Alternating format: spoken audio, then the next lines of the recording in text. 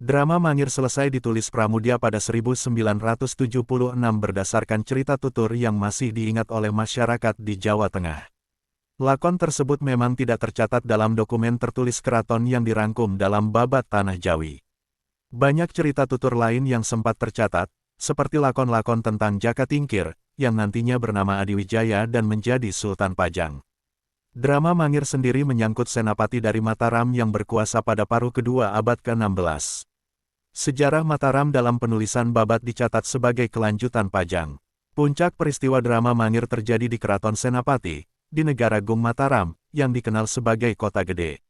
Dalam sebuah pertemuan keluarga, Senapati menjebak dan membunuh menantunya, Wanabaya, Panglima Pasukan Pertahanan Desa Perdikan Mangir. Peristiwa dramatik tersebut terjadi di depan mata Pambayun, putri Senapati yang mengandung janin dari perkawinannya dengan Wanabaya. Hadir juga dalam pertemuan tersebut, penasihat Senapati, Juru Martani.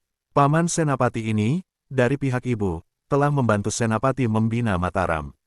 Sesuai namanya, paman ini menyumbangkan pandangannya sebagai ahli membaca situasi lapangan. Selain mereka, hadir juga sebagai saksi peristiwa tersebut Ki Ageng Pemanahan, ayahanda Senapati, yang tidak lain tokoh pendiri Mataram. Ki Ageng Pemanahan tercatat dalam Babat sebagai ahli perang. Ini diabadikan pula dalam ingatan masyarakat seperti tercermin pada namanya yang menyebut suatu peralatan perang. Ini juga menunjukkan bahwa Pemanahan memiliki kehandalan khusus, yang menempatkan dia dalam posisi sosial tertentu di masyarakat Jawa, sebagai pemimpin kaumnya.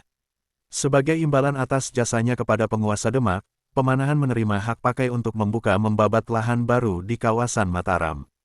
Dari hasil lahan yang dikelolanya, Pemanahan menghidupi keluarga dan pengikutnya. Menurut negara Kertagama, pada zaman Majapahit kawasan pemukiman yang biasa disebut Desa Perdikan dibebaskan dari kewajiban membayar pajak dan menyetor jasa bagi proyek kemasyarakatan yang dijalankan petinggi keraton, termasuk bertugas sebagai prajurit perang. Kebebasan tersebut diberikan karena penduduk Perdikan diserai tugas mengatur pendidikan spiritual masyarakat dan juga merawat rumah-rumah ibadah, warisan budaya cagar alam, dan pesarean para petinggi yang dikeramatkan.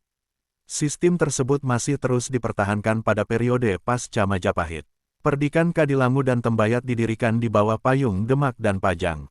Tradisi ini diteruskan dalam pemukiman pesantren, dari zaman pemerintahan Sultan Agung hingga para penggantinya. Mungkin saja hubungan Mangir dan Mataram sebelumnya harmonis, yaitu ketika ayahanda Ki Ageng Pemanahan masih aktif mengelola pemukiman di Mataram. Situasi berubah, ketika cerita Mangir ini dimulai. Ketidakharmonisan timbul mungkin karena Senapati membutuhkan daya tambahan untuk menopang gaya hidup manja dan mahal pengikut-pengikutnya di keraton. Siapa lagi yang bisa dilirik untuk menyubsidi gaya hidup semacam itu? Meluaskan lahan pun membutuhkan tenaga kerja tambahan. Dari mana mereka harus dicari? Seperti dipaparkan dalam kreasi cerita tutur ini, baik masyarakat Mangir maupun Mataram sama-sama memperkokoh sistem gaya hidup mereka dengan pasukan yang terlatih dalam seni berperang. Wanabaya, yang berusia 23 tahun, adalah seorang prajurit yang diangkat sebagai pemimpin masyarakat, justru karena kepiawaiannya mempertahankan penduduk setempat dari rongrongan pasukan perang Senapati. Untuk menetralisir penduduk Mangir, begitu dipaparkan Pramudia, Senapati menugaskan putrinya, Pambayun, untuk merayu Wanabaya. Pambayun menyamar sebagai penari yang hidup di tengah masyarakat, dan akhirnya berjumpa dengan Wanabaya yang langsung menikahinya. Dalam keadaan hamil, Pambayun diantar secara baik-baik oleh sang suami untuk menghadap Senapati. Tapi demi memperkokoh sistem politik ekspansi Mataram yang sedang dibangun oleh Senapati dan penasihatnya, Juru Martani, kebahagiaan sang putri, termasuk masa depan janin yang dikandungnya, dan suami harus disisihkan. Sebagai pembanding, peristiwa yang serupa walau dengan variasi yang berbeda, sempat tercatat dalam BTJ. Dalam versi keraton, cerita terjadi di Keraton Pajang. Pada suatu malam, Pabelen, putra adik Senapati yang bersuamikan pejabat Pajang, melompati pagar istana untuk menyusup ke ruangan keputrian Ratu Mas Cempaka, Sekar Kedaton, putri Sultan Pajang. Seminggu ia menginap di sana, sebelum sang Sultan akhirnya tahu. Meskipun Sekar Kedaton menerima dengan hati terbuka, tindakan kemenakan Senapati itu, yang melanggar tata cara keraton, dilihat sebagai suatu kesalahan. Pabelen urung dijadikan mantu dan harus menerima hukuman Sultan. Peristiwa ini dipakai sebagai alasan Senapati dan pasukannya untuk mengganjar Pajang. Dalam tradisi tulis BTJ, dipaparkan hubungan Mataram dengan kekuasaan politik yang lebih mantap, dan dalam versi Mangir digambarkan hubungan Mataram dengan kawasan yang saat itu kurang lebih sama tinggi tingkat gaya hidup masyarakatnya. Versi resmi tradisi BTJ maupun versi umum dari tradisi tutur telah memaparkan gaya bergaul Mataram dengan jiran-jirannya melalui tokoh putri keraton. Kedua penggambaran sastra tersebut, yang secara tidak langsung menelanjangi gaya politik Mataram zaman Senapati, menunjukkan pada kita adanya suatu unsur truism dari dua peristiwa yang menyangkut putri tokoh penguasa keraton. Dalam versi Mangir, tokoh putri Mataram berhasil menyamar keluar dari keraton dan sempat hidup di tengah masyarakat. Proses turba pambayun itu menunjukkan adanya perbedaan nilai antara keraton Mataram dengan yang lazim dianut masyarakat ramai waktu itu. Dalam versi BTJ, Sultan Pajanglah yang kecolongan. Nilai-nilai tata krama keraton dilecehkan semaunya, bukan oleh siapa-siapa, tapi oleh kemenakan Senapati sendiri. Ketika itu Senapati sudah mengelola kawasan Mataram, kawasan pemukiman yang baru saja dibuka oleh ayahandanya, Ki Ageng Pemanahan. Sebagai pengelola kawasan baru, Senapati sudah dilihat berpotensi untuk menandingi kekuasaan dan pengaruh Sultan Pajang. Meskipun demikian Mataram waktu itu masih membawa nilai gaya hidup yang tidak sinkron dengan nilai yang lazim dipakai di Keraton Pajang. Ada perbedaan antara nilai-nilai yang dipakai di dalam keraton dengan yang berlaku di luar. Pengulangan peristiwa yang menyangkut putri penguasa, berikut segala macam bunga variasi tersebut, sedikitnya telah menunjukkan pola logika berpikir dan nilai-nilai yang dianut oleh para tokoh yang terkait dengan peristiwa dramatik tersebut. Perhitungan mana yang janggal dan mana yang dilumrahkan, yang tidak atau belum dapat diterima sepenuhnya oleh masyarakat. Yang menyebabkan peristiwa penyusupan Pabelen ataupun penyamaran Pambayun berdampak dramatik sehingga tetap disimpan dalam ingatan masyarakat. Dalam proses penceritaan kembali, perangkum cerita akan memilih posisi, unsur mana yang dapat dibenarkan dan ditolerir dan mana yang tidak. Dalam BTJ, kejanggalan yang mencolok terlihat dari alasan Senapati menyerang Pajang. Kemenakannya memasuki ruangan pribadi sang putri tanpa sepengetahuan Sultan Pajang, kepala keluarga keraton, tapi Senapati malah menyerang Pajang. Sultan Pajang memang telah menghukum pemuda yang teledor itu, tapi sewajarnya peristiwa tersebut selesai di sini. Menurut nalar yang wajar, jelas pihak Senapati yang telah teledor. Dalam budaya manapun, setiap pendatang, diundang maupun tidak, yang berniat baik, wajarnya masuk melalui gerbang utama atau dengan sepengetahuan umum. Episode yang dicatat BTJ tersebut menunjukkan satu sisi cara Senapati memerintah. Dia berperan sebagai penguasa baru dari kawasan baru, yang bersitegang membela kerancuan nilai, yang sadar atau tidak, telah didukung sebagai pembenaran oleh penyusun BTJ. Dalam drama Mangir, sisi lain Senapati muncul. Sisi lain tersebut menyangkut ketegaran hatinya dalam melecehkan keselamatan titisannya. Masa depan darah dagingnya, yaitu janin yang dikandung sang putri, menjadi tumbal kelangsungan gaya hidup yang sedang dikembangkan Keraton Mataram. Penyelesaian konflik, yakni antara masa depan janin dan perluasan Mataram, yang waktu itu tidak lebih dari pemukiman baru yang dikelola oleh satu generasi sebelumnya, diketengahkan secara simbolis dalam ingatan masyarakat dengan demikian janggal. Keselamatan janin, yang juga harapan masa depan keluarga, dijadikan tumbal persaingan dua sistem kemasyarakatan dalam mempertahankan gaya hidup masing-masing. Wanabaya melihat janin yang sedang dikandung istrinya sebagai jaminan agar kehadiran mereka di hadapan Senapati tidak mengundang hal-hal yang bakal mencelakakan dirinya dan keluarga, serta para pengikutnya yang saat itu berada dalam rongrongan Mataram. Sebaliknya Senapati sudah lebih dari siap untuk mengorbankan segalanya, termasuk masa depan turunannya sendiri. Demi mengejawantahkan negara Gung Mataram yang programnya harus digubris para tetangga, sekalipun harus melalui jalan yang tidak wajar. Tidak mengherankan mengapa sistem tersebut, yang dikembangkan dengan menempatkan prioritas nilai yang janggal. Membawa sejarah penguasa Mataram penuh dengan konflik keluarga, dari generasi ke generasi. Bunga-bunga sastra yang menggambarkan kekejaman Amangkurat pertama, dua, maupun tiga, dan seterusnya, ramai bertebaran dalam ingatan masyarakat Jawa. Masing-masing tidak mengacu pada pola yang logis, kekejaman yang acak-acakan, yang tidak bertujuan jelas. Novelis Mangunwijaya sempat memaparkan kekejaman Amangkurat pertama dalam trilogi Roro Mendut. Sesungguhnya karya sastra, apakah itu kreasi berbunga dari imajinasi pujangga keraton ataupun penggalian kembali penulis masa kini, episode yang tetap dihidupkan berulang kali dengan beribu variasi, memang mempunyai suatu ikatan faktual dengan peristiwa sejarah. Masing-masing seolah-olah ingin saling tiru. Kecenderungan tadi menunjukkan pada kita, adanya suatu obsesi di tengah masyarakat, yang masih hadir mencekam dan belum terselesaikan. Tema yang itu-itu juga, lagi-lagi menyangkut tokoh putri si penguasa, juga menyangkut proses pergantian tampuk pemerintahan, dari pimpinan politik yang lama kepada yang baru, yang selalu berlangsung melalui proses yang tidak mulus dan wajar. Seolah-olah sejarah Jawa, dan kemudian sejarah Indonesia modern, telah dikendalikan oleh suatu faktor, X, dari masa ke masa. Obsesi atas pelanggaran tata krama oleh tokoh yang berdiri di luar keraton dipakai dari zaman ke zaman untuk meluruskan kekerasan yang terjadi dalam penggusuran tampuk pemerintahan, yang prosesnya selalu berjalan tidak wajar, malah menumpahkan darah.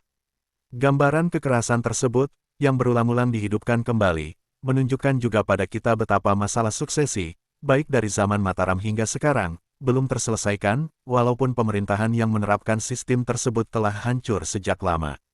Persoalan yang belum ditemukan penyelesaiannya itu tetap berdampak dalam kehidupan bermasyarakat masa kini. Hal ini menunjukkan betapa kita sebagai bangsa lumpuh untuk mencari jalan keluar yang damai dari segala permasalahan dalam kehidupan berbangsa. Alternatif penyelesaian satu-satunya yang masih bisa dibayangkan sampai sekarang ini, hanyalah pergantian pimpinan, yang mengikut sertakan tokoh putri pemimpin sebelumnya, dan melalui peragaan kekerasan. Penggambaran berbagai peristiwa tersebut yang bergerak antara realitas sejarah dan fiksi, seolah-olah membuktikan bahwa karya sastra menguntit peristiwa sejarah dengan setia, dan selanjutnya peristiwa sejarah terjadi seolah meniru kembali apa yang dibayangkan oleh para perangkum sastra, dari era BTJ sampai masa kini. Mungkin masih segar dalam ingatan kita, peristiwa lengsernya Soeharto dari Istana Negara pada Mei tahun 1998 yang terjadi di tengah kesimpang siuran fitnah dan gunjingan. Jatuh bangunnya para tokoh yang tersangkut dalam peristiwa tersebut, seolah hanya bergerak dalam orbit yang dipenjarakan oleh pola pemikiran zaman Mataram yang membawakan kita pada jalan satu-satunya.